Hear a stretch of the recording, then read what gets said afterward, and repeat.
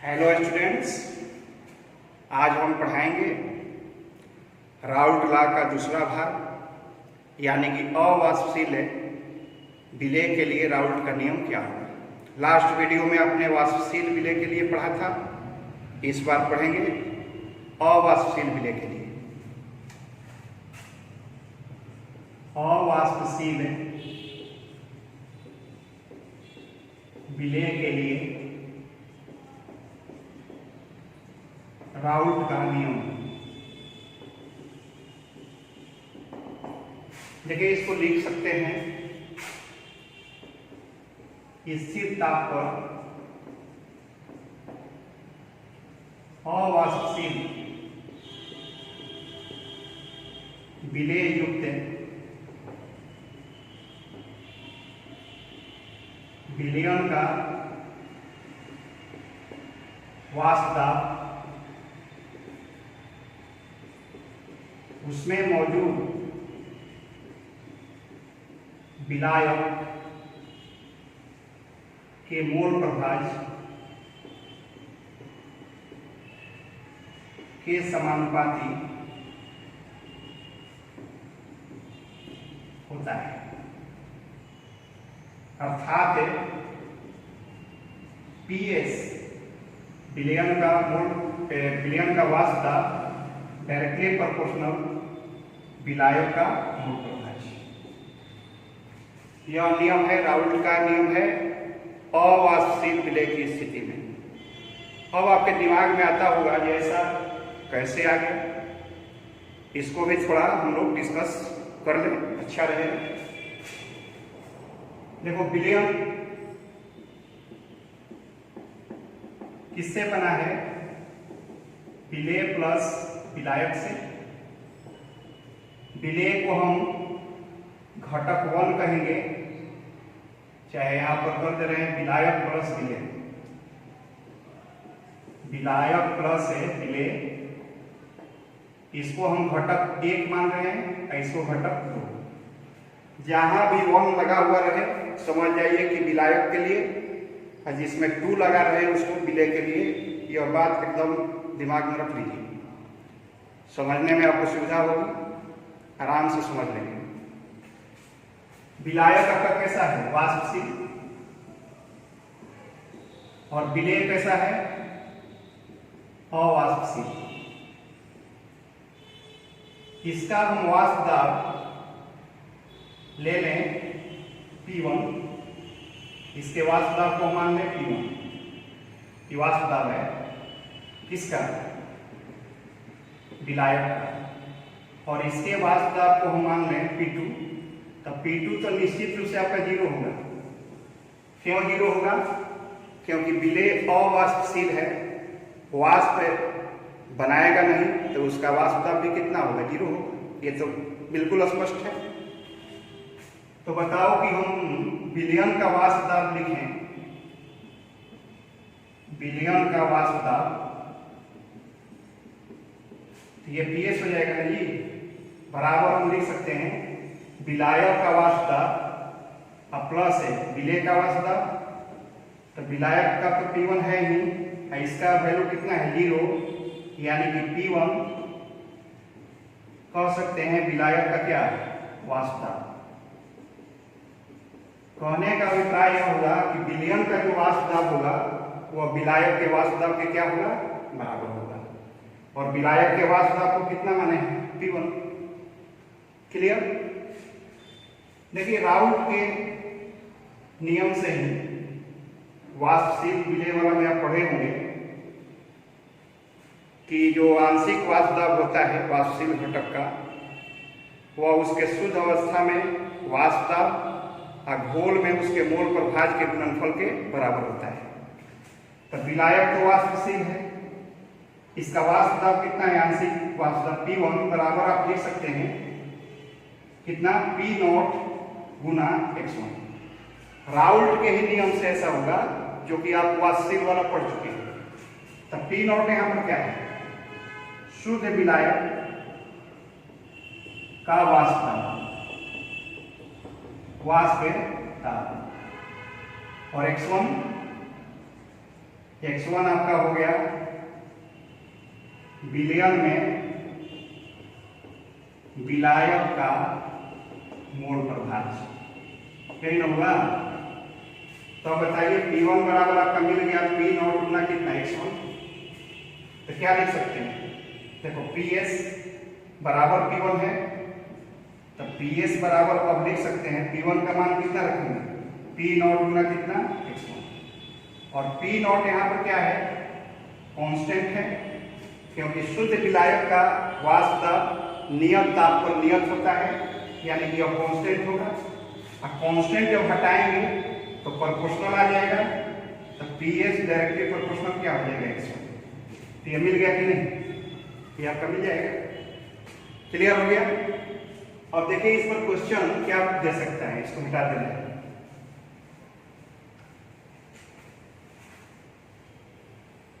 Question आपका देगा Raoult के नियम से दिखाएं, राउल्ट के नियम से दिखाएं वाष्प दाब का आपेक्षिक अवनमन, ठीक है ना, विलेय के मोल प्रभाज्य के बराबर होता है। इसको आप नोट कर लें उतार लें, फिर अब देखेंगे ये कैसे होगा।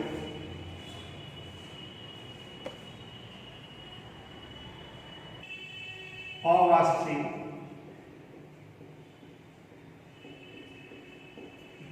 विलेय के लिए राउल्ट का नियम क्या है, राउल्ट का नियम PS directly proportional up x1, यानी PS बराबर कितना P नॉट x1। और देखो x1 के जगह पर हम लिख सकते हैं 1 माइनस x2, क्योंकि x1 और x2 का जोड़फल 1 के बराबर है, x1 बराबर क्या हो जाएगा 1 माइनस x2। इसको हम यहाँ पुट कर सकते हैं, और P नॉट को इधर ला दीजिए तो हो जाएगा PS बटा में कितना P नॉट बराबर 1 माइनस कितना x2। अब 1 को इधर लाइए तो PS बटा में P नॉट माइनस 1 बराबर माइनस x2। एलसीएम होगा P नॉट, तो PS माइनस क्या हो गया P नॉट बराबर माइनस x2।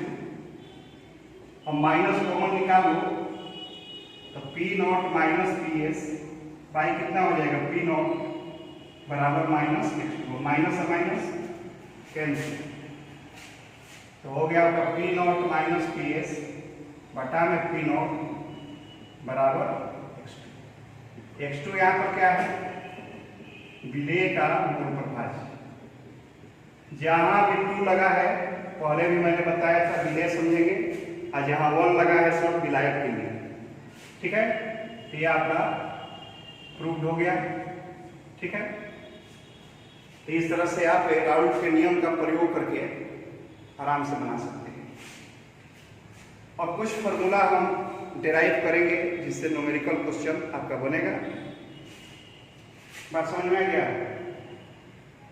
अब एक चीज मैं यहां पर बताना चाहूंगा कि वाष्प दाब आपेक्षिक जो अवनमन है, ठीक है, वाष्प दाब का आपेक्षिक अवनमन किसको कहा जाता है, कैसे उसको आप डिफाइन करेंगे। आगे आप अनुसंख्यक गुण पढ़ेंगे, उसमें भी पढ़ना है कोलिगेटिव प्रॉपर्टी में, तो आपको यहीं पर डिस्कस कर दे रहा हूं, वहां भी आपका काम करेगा। सेम चीज है, वाष्प दाब का आपेक्षिक अवनमन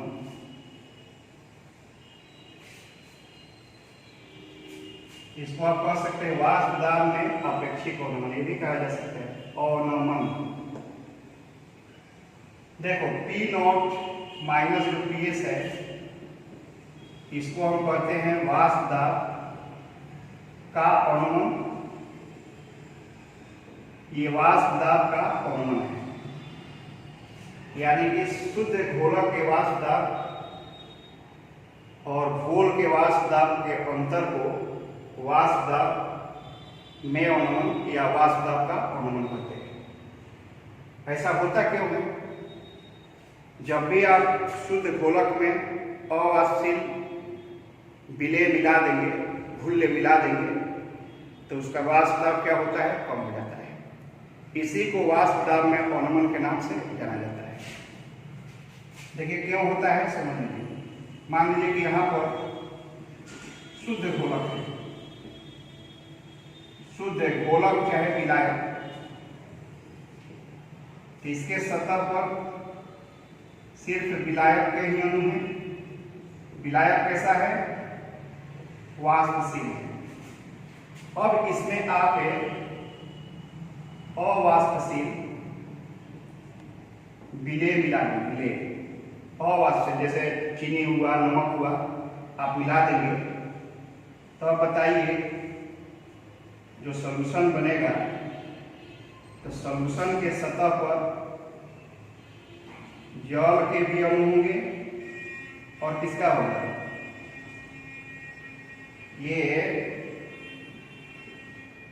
शुद्ध विलायक के अणु को हम डॉट के द्वारा दिखा रहे हैं और यहाँ सर्किल के द्वारा हम विलेय के अणु को दिखाएंगे। ये विलायक हो गया, विलेय विलायक विलेय विलायक मान लीजिए, तो सतह पर अब दोनों के अणु हो जाएंगे ना। शुद्ध विलायक है तो सिर्फ विलायक के अणु इस पर है। अब विलायक आपका वाष्पशील है तो ये सब वाष्प बना सकते हैं ना जी, ये सब वाष्प बना सकते हैं, सब वाष्पशील है। लेकिन जब इसमें आप कोई अवाष्पशील विलेय मिला देंगे तब सतह पर विलेय के भी अणु होंगे और विलायक के भी अणु होंगे, दोनों के अणु आ जाएंगे। तो बताओ कि ये तो आपका वाष्प बना सकता है, विलायक का अणु, लेकिन यहाँ पर ये जो विलेय वाला जो अणु है यह वाष्प के रूप में नहीं बदल सकता है क्योंकि अवाष्पशील है। तो अब बताओ यहाँ जो प्रेशर बनेगा, वेपर बनेगा, वो कम बनेगा कि ज्यादा बनेगा? यहाँ जो वेपर बना तो उसका प्रेशर आपका क्या होगा कि उसको हम पीएस मान सकते हैं, और यहाँ पर जो वेपर बना इसके प्रेशर को हम क्या मान सकते हैं? बोलिए P1 मान सकते हैं या P0 मान सकते हैं। शुद्ध विलायक के वेपर प्रेशर को P0 और यह विलयन है ना, विलयन के वेपर प्रेशर को PS द्वारा डिनोट करेंगे। तो दोनों में से कौन ज्यादा होगा बताइए? ये तो एकदम आसान चीज है। यहाँ इसके सतह पर सिर्फ विलायक के अणु हैं और विलायक ही वाष्प बनाएगा, इतना तो तय है। तो ये सब वाष्प में बदल सकते हैं। और यहाँ जो सतह होगा विलयन में, इसका सरफेस, तो इस पर विलायक के भी अणु होंगे और विलेय के भी अणु इसको ग्रहण कर लेंगे। विलेय वाला वाष्प अवाष्पशील है, विलायक वाला ही केवल वाष्प बनाएगा। तो यहाँ जो वाष्प बनेगा कम बनेगा ना, और यहाँ पर वाष्प क्या बनेगा? ज्यादा बनेगा। तो किसका वाष्प दाब ज्यादा होगा? तो निश्चित हम कहेंगे कि P0 जो है वह ज्यादा होगा किससे? PS से। विलायक, शुद्ध विलायक का वाष्प दाब विलयन के वाष्प दाब से क्या होगा? ज्यादा होगा। और दोनों का ये जो अंतर निकालेंगे वाष्प दाब में, इसी को वाष्प दाब का अवनमन कहा जाता है। तो एक बात याद कर लीजिए कि जब भी शुद्ध विलायक में आप अवाष्पशील विलेय मिलाएंगे तो वाष्प दाब घट ही जाएगा। यानी कि विलयन का जो वाष्प दाब होगा वह शुद्ध विलायक के वाष्प दाब से कम होगा, और फिर दोनों के वाष्प दाब में अंतर जो निकाल देंगे तो उसी को वाष्प दाब का क्या कहेंगे? अवनमन कहेंगे। फिर से समझा दें, समझ गए? शुद्ध विलायक, इसके सतह पर वाष्पशील अणु सब वाष्प बना सकते हैं, विलियम इसके सतह पर वाष्पशील अणु भी हैं, अवाष्पशील भी हैं। यहाँ पर जो हम ये सर्किल दिखाए हैं ये किसको बता रहे हैं? विलेय को। और विलेय कैसा है? अवाष्पशील है। तो यह तो वाष्प में बदलेगा नहीं, सिर्फ विलायक के अणु भी बदलेंगे। तो यहाँ वाष्प कम बनेगा, यहाँ पर वाष्प क्या होगा? ज्यादा बनेगा।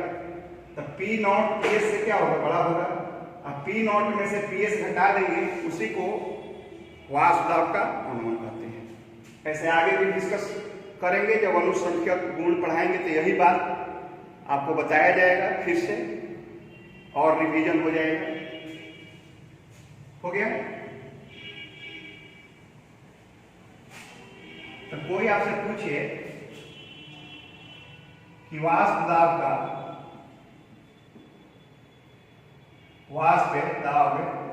का आपेक्षिक अवनमन क्या है? तो एकदम इसमें रखना नहीं है। देखिए ऊपर में क्या है? वाष्प दाब का अवनमन, और नीचे में क्या है? शुद्ध विलायक का वाष्प दाब। दोनों का अनुपात जो है उसी को वाष्प दाब का अपेक्षिक अवनमन कहा जाता है। ठीक है? इसको शॉर्ट में हम अपेक्षिक वाष्प दाब अवनमन भी कहेंगे, या वाष्प दाब का अपेक्षिक अवनमन कहिए, सब बात एक ही है। ठीक है? तो क्या लिखेंगे इसका परिभाषा? वाष्प दाब के अवनमन, के जगह पर में भी लिख सकते हो, वाष्प दाब में अवनमन, वाष्प दाब के अवनमन तथा शुद्ध विलायक के वाष्प दाब के अनुपात को क्या करते हैं? वाष्प दाब का आपेक्षिक अवनमन कहते हैं। ठीक है? वाष्प दाब का अपेक्षिक अवनमन कहते हैं। अर्थात P नॉट माइनस PS, ये वाष्प दाब का अवनमन हो गया, बटा अनुपात तो बटे हो जाएगा, P नॉट को relative lowering of vapour pressure कहते हैं। शॉर्टकट में यही बोल सकते हैं, P not minus PS by P not को RLVP कहते हैं। समझ गए होंगे? अब देखिए इस आधार पर कुछ हम सूत्र डिराइव करा दे रहे हैं, जो कि न्यूमेरिकल क्वेश्चन बनाने में आपको सुविधा देगा।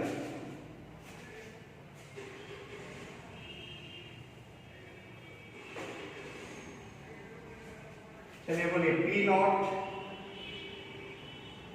और न्यूमेरिकल्स कर रहे हैं, minus PS by P not बराबर है x2। x2 का मतलब क्या हुआ? N2 by N1 plus N2। किसी का भी मोल प्रभाव निकालना हो, उसके मोल में कुल मोल से क्या करते हैं? भाग देते हैं। जहां 2 लगा है विलायक का समझ लीजिए, 2 लगा है विलेय का समझ लीजिए, और 1 लगा है विलायक का समझ लीजिए। तो x2 यहाँ पर क्या है? विलेय का मोल प्रभाव है, तो विलेय का मोल बटा में कुल मोल प्रभाव का ये हो जाएगा। N1 क्या है? तो ये विलायक का मोल हो गया, N2 विलेय का मोल हो गया, और N1 प्लस N2 यह कुल मोल हो गया। तो जिसका मोल प्रभाव निकालना हो उसके मोल में कुल मोल से क्या करते हैं? भाग दे देते हैं। ठीक है? अब इसको क्या करेंगे? इसको थोड़ा पलट लीजिए, कितना हो जाएगा बोलिए? चाहे ऐसा करिए, अब यहां पर हम कर दे रहे हैं तनु घोल के लिए, तनु विलयन के लिए, तनु विलयन के लिए। अच्छा बोलो, तनु विलयन होगा तो उसमें विलायक का जो मोल होगा वह विलेय के मोल से बहुत ज्यादा होगा। मान लो कि 2% आपका कोई कोण है, निश्चित तनुघोल है। तनुघोल का मतलब ये हुआ कि वैसा घोल जिसमें विलेय 5% से कम, तो उसको हम तनुघोल मान लेते हैं, तनु विलयन मानते हैं। यह कोई हार्ड फास्ट नियम नहीं है, लेकिन क्वेश्चन को समझने के लिए ऐसा मान करके आपको चलना होगा। 5% से कम, 2% आपका विलेय है, इसमें 2% घोल माने 2% विलेय है, ठीक है। तो 2% घोल है तो 2 ग्राम क्या है, विलेय है। 98 ग्राम क्या है, विलायक होगा। घोल आपका 100 ग्राम। तो इसका मोल निकालेंगे या इसका मोल निकालेंगे तो आप देखेंगे कि विलायक का मोल बहुत ज्यादा है और विलेय का मोल क्या है, कम है। तो हम लिख सकते हैं कि N1 very very greater than N2। तो इस स्थिति में N1 प्लस N2 अगर करेंगे तो N1 लिख सकते हैं ना, क्योंकि N2 का मान इतना कम है कि इसको नगण्य मान सकते हैं, नगण्य माने 0। तो N1 प्लस 0 है ना। अब यहाँ मनवा रख लीजिए, तो हो गया P0 माइनस PS बटा P0 बराबर हो जाएगा N2 अब आई कितना, N1। अब N2 बराबर क्या लिखेंगे, भार विलेय का भार बटा में विलेय का अनुभार। N1 बराबर क्या हो जाएगा, विलायक का भार और बटा में विलायक का अनुभार। अब इस मान को यहां पर रख लीजिए,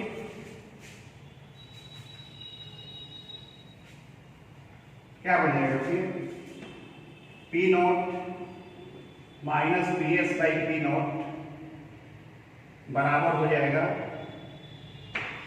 W2 बाई M2 बाई आपका W1 बाई M1 सबसे ऊपर, तो W2 by M2 into M1 by कितना हो जाएगा W1। तो एक फॉर्मूला मिल गया आपका P0 माइनस PS बाई क्या, P0 बराबर W2 by M2 into M1 by W1। जब घोल आपका विलयन तनु हो तो इसी फॉर्मूला का प्रयोग करेंगे। अब M2 निकालना हो, W2 निकालना हो, कुछ भी निकालना हो निकल जाएगा। यहाँ W2 क्या है, विलेय का भार।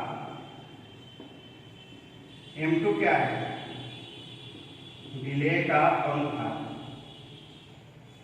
M1 विलायक का अनुभार। W1 विलायक का भार। ये सब चीज तो अब देखिए, एक ऐसा फॉर्मूला आपको हम बता रहे हैं जो तनु और सांद्र दोनों पर लागू होगा। इस पर तनु और सांद्र दोनों पर यहाँ लिख दे रहे हैं, तनु तथा सांद्र के लिए। अभी आपने पढ़ा P0 minus PS by P0 बराबर है N2 by N1 plus N2। इसको अब उलट दीजिए, तो P0 बटा में P0 माइनस PS, ये भी ऊपर नीचे हो जाएगा N1 plus N2 by N2, N1 by N2 plus N2 by N2, ये कट जाएगा ना, N1 बाई N2 प्लस 1। अब 1 को इधर लाइए, तो P0 by P0 minus PS minus 1, N1 by कितना, N2।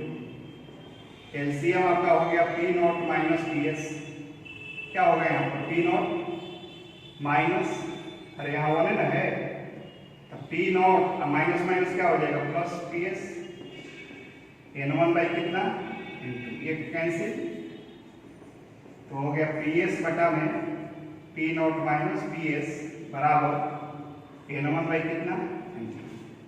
और फिर इसको पलटिए दोनों साइड,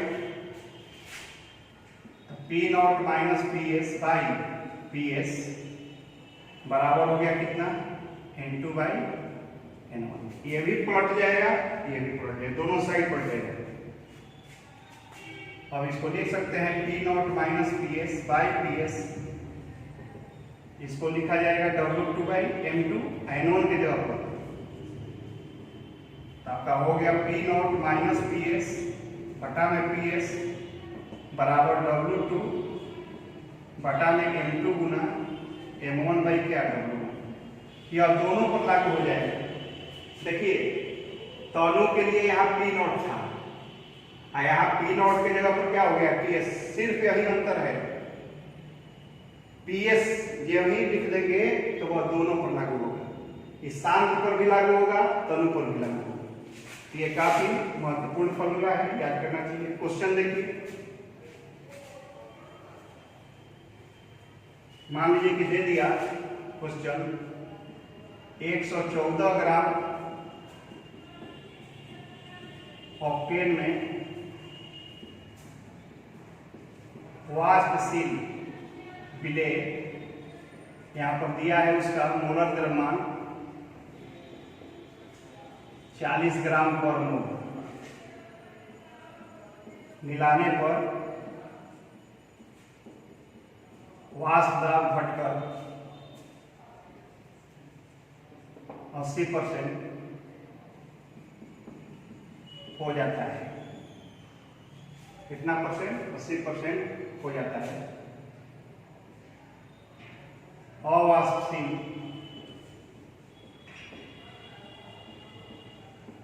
विलेय का भार निकालें। अब देखिए इस क्वेश्चन से पता ही नहीं चल रहा है कि अब तनु है कि शांत है।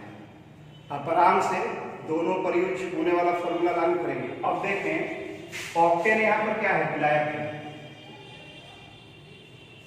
ठीक है। विलेय का आता पता नहीं है, लेकिन उसका मोलर द्रव्यमान दिया है, ठीक है। क्या क्या दिया है उसको नोट कर लिया जाए। वाष्प दाब पर घटकर 80% हो जाएगा। अभी आपको मैंने बताया था कि किसी भी विलायक में आप अवाष्पशील विलेय मिलाएंगे तो वाष्प दाब क्या होता है, घट जाता है। यानी कि विलयन का जो वाष्प दाब है कम हो जाएगा, ठीक है ना। जब किसी शुद्ध विलायक में आप अवाष्पशील विलेय मिला देंगे तो P0 कितना दिया है आपको, ये तो हम माना कि शुद्ध विलायक का जो वाष्प दाब 100 था, लेकिन जब उसमें अवाष्पशील विलेय मिला दिए तो घटकर कितना हो गया, 80%। यानी कि PS कितना हो गया, 80। पास समझ में आ गया। P0 अगर हम 100 मान लें तो PS निश्चित रूप से कितना है, 80। कह रहे हैं ना कि मिलाने पर वाष्प दाब घटकर 80% हो जाता है, 80% हो गया। चलिए यहाँ पर W1 विलायक का भार दिया है 114 ग्राम।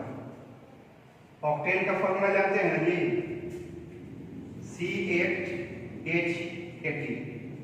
इसका अनुपात निकालो तो 8 गुना 12 प्लस 18 गुना 1, 96 प्लस 18 कितना हो जाएगा, 114। तो आपका M2 दे दिया, M1 माने विलायक का मोलर द्रव्यमान कितना हो जाएगा, 114 ग्राम पर मोल, ठीक है। और विलेय का मोलर द्रव्यमान दिया है, M2 दिया है कितना, 40 ग्राम पर मोल। अब हमको W2 माने विलेय का भार क्या करना है, निकाल देना है। फॉर्मूला आपके पास क्या है, फॉर्मूला आपके पास है P0 माइनस PS बटा में PS बराबर W2/M2 गुना M1 बाई कितना, W1। 100 मान रख दीजिए, 100 माइनस 80 बटा में 80 बराबर W2 निकालना है ना जी, बटा में कितना, 40। M1 कितना दिया है, M1 भी आ गया 114, W1 भी 114 है।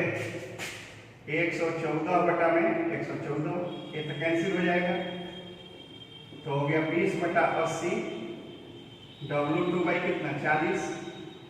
तिरछा तिरछी गुना कर लीजिए, 80 गुना W2 बराबर 20 गुना 40। तो W2 बराबर क्या होगा, 20 गुना 40 बटा में 80, 2 से कटा है ये 10 से 100 ग्राम आ जाएगा 10 ग्राम। यह क्वेश्चन आपका एनसीईआरटी का ही है, ठीक है ना। इस तरह से आप बना लेंगे। अगर क्वेश्चन में कुछ न दिया हुआ रहे, पता न चलता हो तनु का, तो आप इसका प्रयोग करें, कोई दिक्कत नहीं है, ठीक है। अब अगले वीडियो में आपको फिर वास्तविक और अवास्तविक विलयन के बारे में हम डिस्कस करेंगे, ठीक है। अगले वीडियो का इंतजार करें। धन्यवाद।